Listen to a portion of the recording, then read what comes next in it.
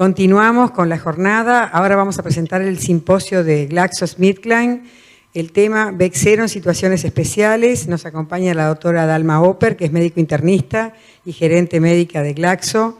Y va a ser la transmisión desde la Argentina con la doctora Florencia Nosita, que es médico pediatra del Hospital General de Niños Pedro de Elizalde de Buenos Aires y del Glaxo argentino. Muchas gracias, Rosario, y adelante, Florencia, cuando quieras. Bueno, muchas gracias. Hola, buen día para todos. Muchas gracias por la invitación para participar de estas jornadas. La verdad que me pone muy contenta y además me parece que está muy bueno el tema que vamos a hablar hoy, que como decíamos recién, vamos a tratar lo que es Bexero, es decir, la vacuna para el meningococo B, en aquellos pacientes que son de alto riesgo para enfermedad meningocócica invasiva. Justamente estos pacientes son aquellos que son los más vulnerables, por eso me parece que es interesante poder hablar específicamente de ellos. Como les decían recién, yo soy pediatra. En este momento estoy trabajando en el laboratorio GSK, en el Departamento Médico de Vacunas. Y bueno, y para empezar, entonces, lo primero que quería charlar, más allá de que después vamos a entrar bien en detalles de aquellos grupos de riesgo que son los que tienen que ver con alguna patología, primero nombrar quiénes son aquellos pacientes en general que tienen más riesgo de padecer la enfermedad meningocócica invasiva. Sabemos que esta es una enfermedad que es una enfermedad muy compleja, con una alta mortalidad, que puede avanzar muy rápidamente y pasar desde los primeros síntomas hasta la muerte en muchas ocasiones, alrededor de 24 horas. Es por eso que siempre es importante tener en cuenta quiénes son aquellos pacientes que tenemos que tener más en cuenta y más protegidos. Y si vamos a pensar primero en una clasificación que sea de tipo etario, los primeros que siempre vamos a tener en cuenta van a ser, por supuesto, a los lactantes. Sabemos que los lactantes son aquellos que van a tener un mayor riesgo de padecer esta enfermedad y además son aquellos que también tienen una mayor mortalidad por la enfermedad meningocócica. Sobre todo aquellos que son los menores de 1 año. Y dentro de los menores de 1 año, incluso los menores de 9 meses, también son los que vemos que tienen una mayor incidencia y también una mayor mortalidad. Por eso siempre, cuando pensamos en esta enfermedad, en el primer grupo que pensamos como para tener que proteger, digamos, es a los lactantes. Pero además de los lactantes hay otros grupos, y cuando hablamos de grupos a nivel etario, como decíamos recién, también otro grupo a tener en cuenta son los adolescentes. En algunos países, como en Estados Unidos o en algunos países de Europa, se ve un segundo pico que en nuestros países no lo vemos tan frecuentemente, en esta edad, en los adolescentes. Esto generalmente tiene que ver con las condiciones de hacinamiento muchas veces que viven, sobre todo cuando están en campus universitarios o cuando estudian, o también a veces por los mismos hábitos que tienen los adolescentes. Y esto se suma, y por eso es importante tenerlo nosotros en cuenta, por más de que no tengamos este segundo pico, a qué son los adolescentes, aquellos que son los portadores de la Neisseria meningitidis. En otras enfermedades sabemos que, como por ejemplo en el neumococo, los lactantes son los portadores de esta enfermedad, pero es importante reconocer dentro del meningococo al adolescente como el que tiene mayor porcentaje de portación. Muchas veces esta portación nasofaringea es asintomática en la mayoría de los casos, pero es importante saberlo porque son aquellos que pueden transmitir la enfermedad a aquellos grupos más vulnerables, como por ejemplo, como decíamos recién, los lactantes. ¿Qué otros grupos tenemos que tener en cuenta como aquellos que hay que estar siempre atentos porque son los que más van a tener posibilidad de tener esta enfermedad? Bueno, obviamente, como sabemos, aquellos que trabajan en laboratorios manejando muestras de Neisseria meningitidis van a ser mucho más propensos a poder tener esta enfermedad y, por supuesto, por una exposición laboral, también son los que tenemos que estar atentos y cuidar.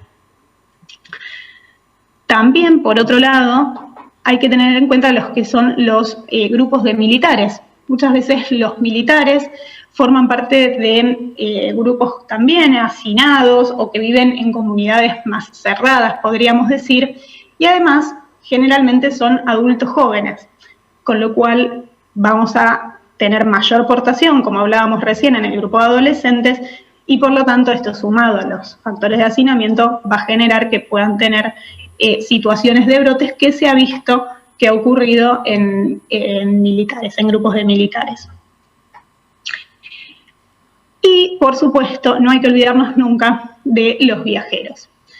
Sabemos que, en general, en todo paciente que va a viajar, en toda persona que va a viajar, tenemos que pensar en dónde va a ir para saber qué es lo que deberíamos proteger. A veces con profilaxis, hay veces que con algunas otras vacunas. Y en el caso del meningococo, es importante tener en cuenta dónde va a ir ese paciente. Acá tenemos justamente una foto de ejemplo de, como quizás algunos conocen, de la Meca. En este caso ponemos a la Meca como algo bastante característico, porque se ha visto que en Arabia Saudita, donde está ubicado el Hajj, donde se hace la peregrinación a la Meca, ha habido particularmente brotes de meningococo W. Fíjense cómo el hacinamiento, como hablábamos recién, la cantidad de gente, muchas veces también jóvenes, que son los que realizan estas peregrinaciones, nos va a predisponer a que puedan generarse estos brotes. Incluso para la peregrinación a la Meca y para estos lugares, muchas veces lo que se necesita es la vacunación obligatoria para poder realizarlo. Pero yo les decía que hay que tener en cuenta dónde va a ir ese paciente, esa persona, porque la realidad es que no es lo mismo viajar a un país que a otro, ya que la distribución de los serogrupos de Neisseria meningitidis va a variar por regiones, y esto es algo que es, digamos, bastante característico de esta bacteria y que no tiene que ver tanto con aquellas medidas que se tomen en distintos países, si bien esto, por supuesto, puede ayudar, pero es una característica particular del meningococo. En diferentes regiones del mundo vamos a tener distintos porcentajes de cada uno de los serogrupos. Como les decía recién, por ejemplo, en Arabia Saudita tenemos una alta proporción del serogrupo W. Si veamos más para Europa o incluso tanto en Uruguay como también pasa en Argentina, tenemos una mayor proporción del serogrupo B. Y en Brasil, que tenemos muy poca distancia, tenemos una mayor proporción que en otros países del serogrupo C. Entonces, por eso, cuando vamos a tener el paciente, vamos a tener que hablar con ese paciente que va a viajar, tenemos que estar atentos a dónde va a ir para saber qué vacunación tenemos que indicar. Pero lo que nos convoca hoy, sobre todo, tiene más que ver con aquellos que tengan factores de riesgo, teniendo en cuenta patologías. Entonces, en los casos de los pacientes que cuenten con alguna patología de base, sobre todo aquellos que tengan algún déficit de complemento, sobre todo de los factores terminales de complemento, o aquellos que tengan disfunción esplénica o asplenia, son los que vamos a tener más riesgo de padecer esta enfermedad.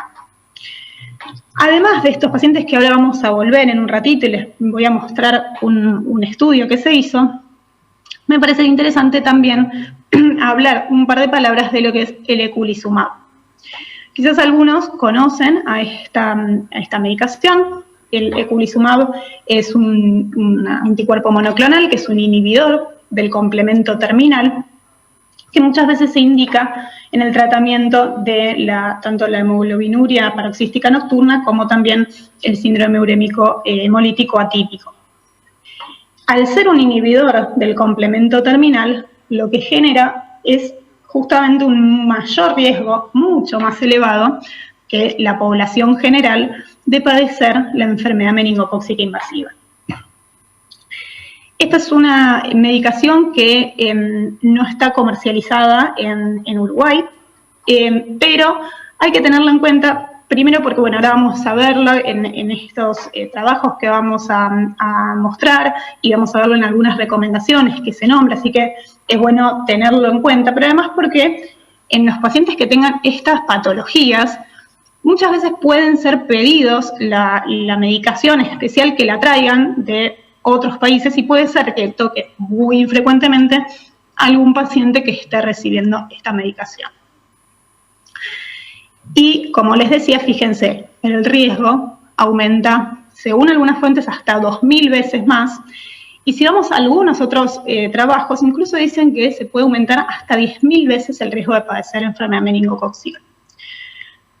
Por lo tanto, no solamente en este grupo de pacientes, que son los que reciben eculizumab, vamos a tener que indicar la vacunación para... en este caso vamos a hablar de Bexsero, pero en general la vacunación para la enfermedad meningocócica, sino que además de la vacunación, estos pacientes tienen que seguir recibiendo profilaxis con antibióticos y además hay que entrenar muy bien, ya sea los padres o en el caso de que los pacientes sean más grandes, adolescentes o, bueno, obviamente pacientes adultos.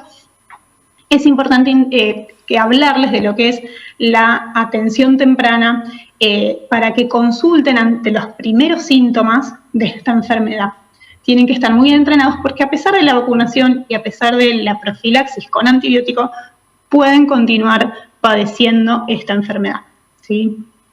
Es por eso que son pacientes en los que hay que estar muchísimo más atento que con cualquier otra cosa. Entonces, como les decía, les quería mostrar dentro de esta presentación un estudio que se hizo en niños que tienen riesgo elevado de enfermedad meningocócica. En este caso es un estudio para la vacunación para el meningococo B, es decir, que es un estudio con Bexsero, con la vacuna Bexsero. ¿Por qué se hizo este estudio? Porque justamente sabemos que Bexsero está recomendado en niños con deficiencias del complemento, con asplenia, ya sea funcional o anatómica, o también con disfunción esplénica. Como decíamos recién, ¿por qué? Porque justamente en estos individuos las tasas de enfermedad meningocócica, sobre todo en los que tengan deficiencias del complemento, y particularmente aquellos que tengan deficiencias en los factores de complemento terminal, tienen unas tasas de enfermedad meningocócica mucho más elevadas en comparación con lo que es la población general. Y también, no solamente lo que es la tasa de enfermedad meningocócica, sino también las elevadas tasas de sepsis y de mortalidad, sobre todo en aquellos pacientes con asplenia o disfunción esplénica. Tengamos en cuenta que los pacientes asplénicos pueden tener una mortalidad que va hasta el 50% si padecen una enfermedad meningocócica invasiva. Por eso que es muy importante prevenirla. Entonces, ¿qué se hizo para ver justamente qué pasaba con estos pacientes que no son los que siempre se estudian en los primeros estudios que se hacen para una vacuna? Entonces, se hizo un estudio específico, un estudio de fase 3B, que fue un ensayo abierto, para evaluar lo que era tanto la inmunogenicidad como la tolerabilidad de Bexsero en este tipo de pacientes. Este estudio se hizo en 18 sitios de 5 países en Europa, como pueden ver acá, y lo que se hizo desde el 2014 al 2015, y lo que abarcaba era niños que iban de 2 a 17 años. Esto fue específicamente en población pediátrica. Y se separaron estos chicos en 3 grupos. Por un lado se estudiaron aquellos que tenían deficiencias de complemento, por otro lado los que tenían algún tipo de disfunción esplénica o asplenia, y estos pacientes se compararon con controles sanos. Primero les voy a mostrar un resumen de los resultados, ahora vamos a ver algunos gráficos que nos muestran esto, pero básicamente lo que se vio en este estudio es que luego de la vacunación primaria con Bexsero hubo un aumento de la respuesta inmune en los 3 grupos del estudio, tanto en los controles sanos como en los chicos que tenían alguna enfermedad. Se vio también que la reactogenicidad y los perfiles de seguridad fueron comparables entre ambos grupos, ¿sí? Esto también es importante tenerlo en cuenta porque sabemos que en pacientes con más riesgo o que tienen alguna enfermedad, los perfiles de seguridad siempre son mucho más temidos y es importante que tenga un buen perfil de seguridad una vacuna. Entonces lo que se concluyó es que Bexsero era inmunogénico tanto en pacientes con asplenia como disfunción esplénica, y esto se incluyó en el prospecto. Entonces ahora les voy a mostrar un poquito, brevemente, algunos de los gráficos que nos muestran lo que fue el porcentaje de pacientes que obtuvieron una respuesta bactericida del suero, que fíjense que son bastante elevadas. Esto van a ver en los distintos colores, van a ver los distintos componentes de la vacuna, y acá están los 4 componentes de Bexsero. Recordemos que Bexsero es una vacuna que es una vacuna proteica, que está compuesta, decimos que son 4 los componentes, son estos 4 que vemos acá. Y para todos los componentes, acá vamos a ver a la derecha los que son los sanos, ¿sí?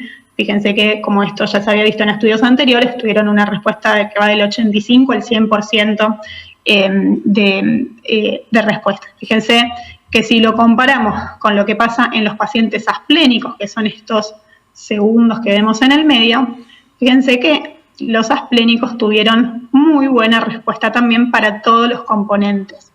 Es decir, que se comprobó una inmunogenicidad muy buena en estos pacientes. Y, por supuesto, los que son aquellos que tenían deficiencia de complemento, siempre la respuesta va a ser menor, básicamente porque para lograr una buena actividad bactericida del suero, una de las cosas que sabemos que se necesitan es el complemento endógeno.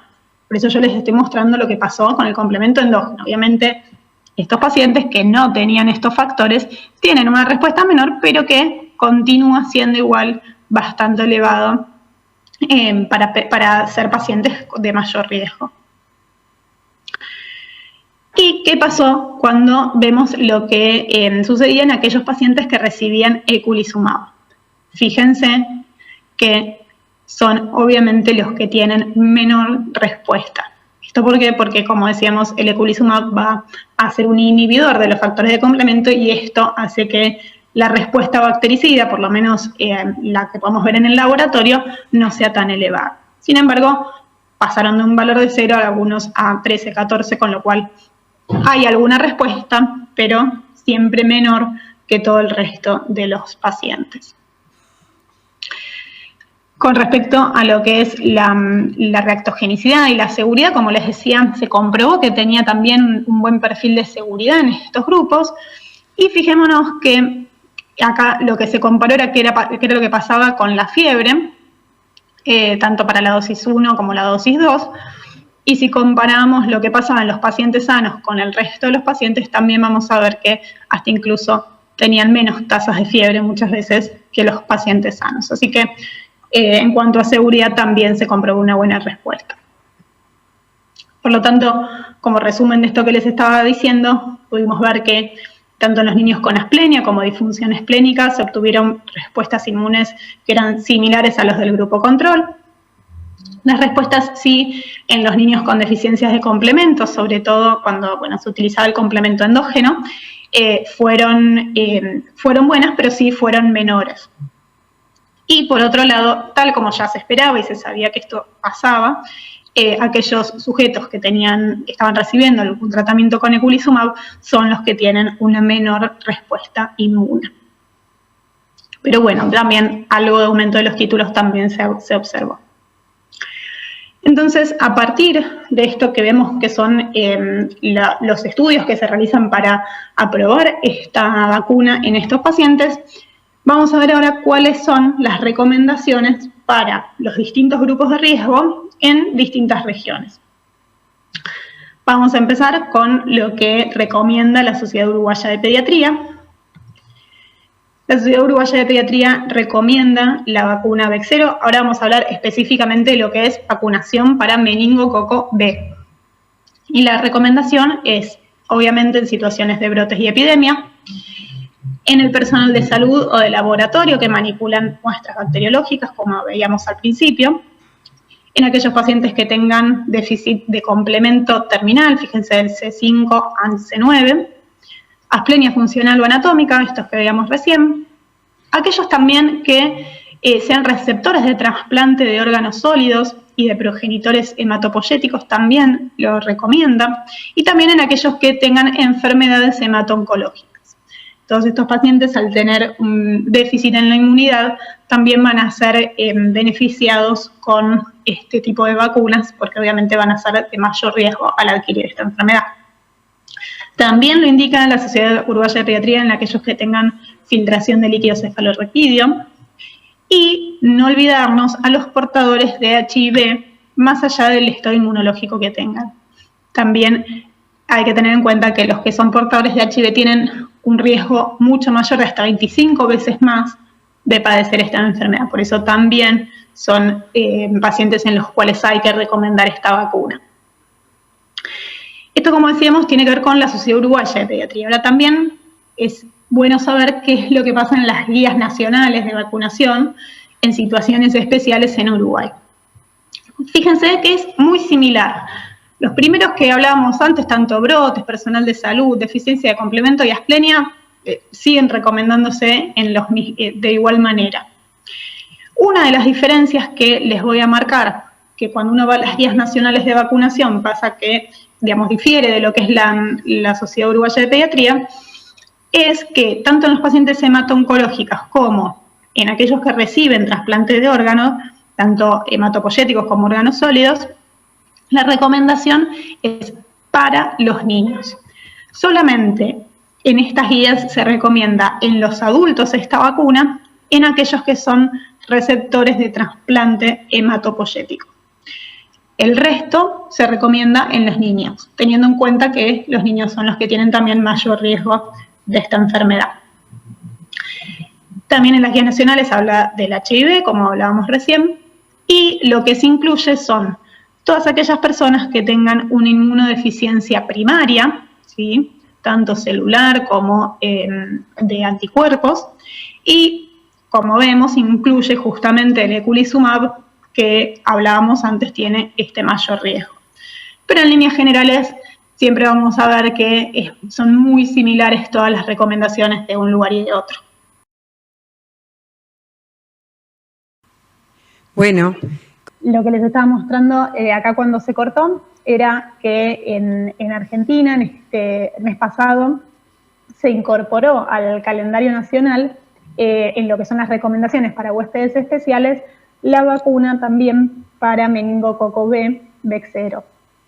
Esto yo les comentaba que, más allá de que yo lo cuento porque vivo en Argentina, pero además me parece que es interesante, primero porque hay pocos países que tengan recomendaciones, como recién veíamos de Uruguay y como ahora les comentó Argentina, pero además también porque es interesante lo que es la coadministración que se recomienda, por lo menos en Argentina, tanto para la vacuna conjugada tetravalente ACWY, para administrar junto con la vacuna Bexsero. Y en este caso, en las recomendaciones, se incluyen ambas vacunas. Y bueno, con respecto a lo que son los grupos que se incluyen en estas recomendaciones, los grupos vamos a ver que son básicamente los mismos, tanto asplenia, déficit de complemento, como pacientes con eculizumab. En el caso de los pacientes con HIV, vamos a incluir a los niños en lo que son las recomendaciones de Argentina, y también a los trabajadores que manipulan en cultivos bacteriológicos a Neisseria meningitidis. Pero como les decía, más allá de que es algo muy nuevito y fue recién el mes pasado la incorporación, así que es un poco una primicia, lo interesante es que se recomienda la coadministración de las dos vacunas para proteger contra todos los serogrupos a estos pacientes. Y por último, otras de las recomendaciones que me parece interesante poner son aquellas que son del CDC, de la CIP. Estas recomendaciones también son bastante nuevas, son de este año. Como pueden ver, los grupos son básicamente los mismos que hablábamos recién. En el caso de ACIP, al ser de Estados Unidos, las recomendaciones son en pacientes mayores de 10 años, pero esto tiene que ver con que la aprobación de esta vacuna en Estados Unidos es a partir de esta edad. Pero bueno, con respecto a los grupos vamos a ver que son los mismos.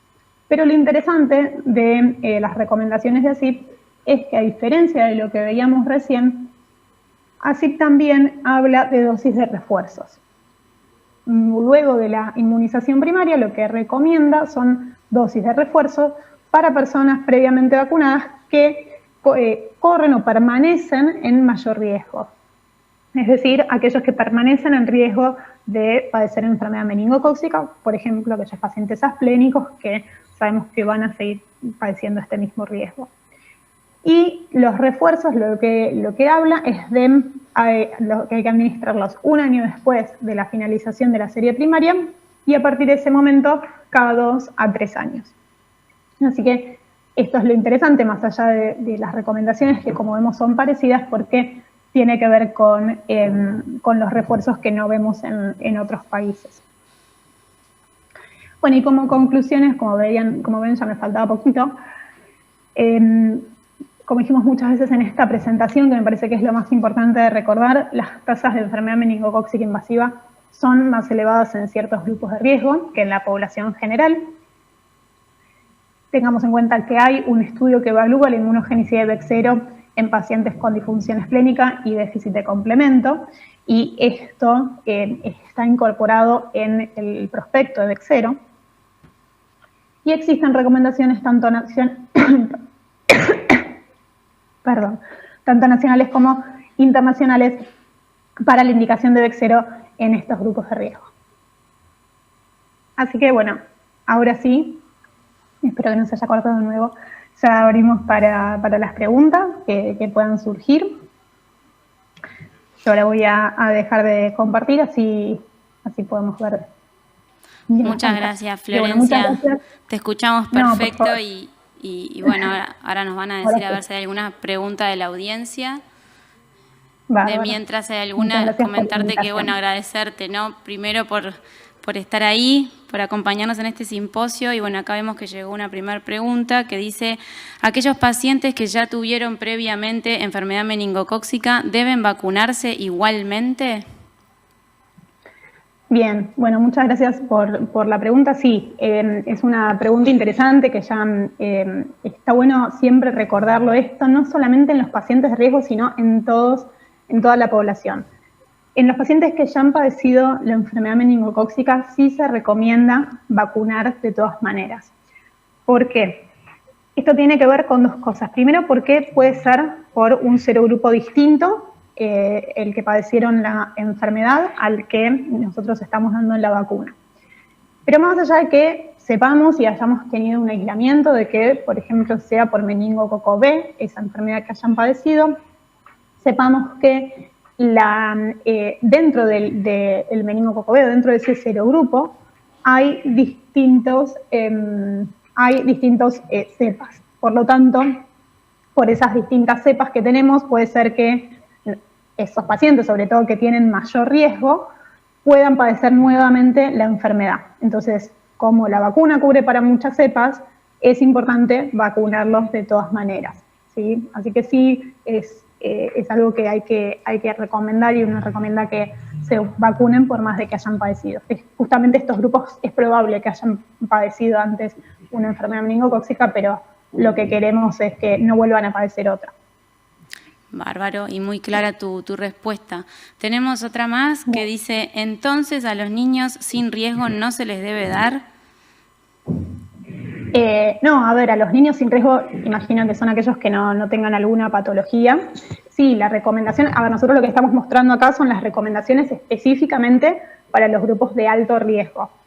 Pero la recomendación, porque justamente como decíamos al principio, la enfermedad meningocócica es mucho más frecuente en los lactantes, sobre todo en los menores de 1 año, siempre la recomendación es vacunar a todos aquellos que se puedan, y bueno, particularmente sobre todo a los lactantes. Así que los lactantes, digamos, no lo nombramos hoy porque esta presentación es específicamente para lo que son grupos de alto riesgo, pero sí es importante poder vacunar, si uno pudiera, a toda la población, porque todos podemos tener riesgo de padecer esta enfermedad. Perfecto. Tenemos otra más. Hay un pequeño ruido de fondo, no sé si es tuyo, Florencia, Ay, sí, pero por las dudas te aviso. Te escuchamos, pero sí, con ese ruido. Están arreglando el baño, perdón. Los La- paré hasta este momento, pero volvieron a arrancar.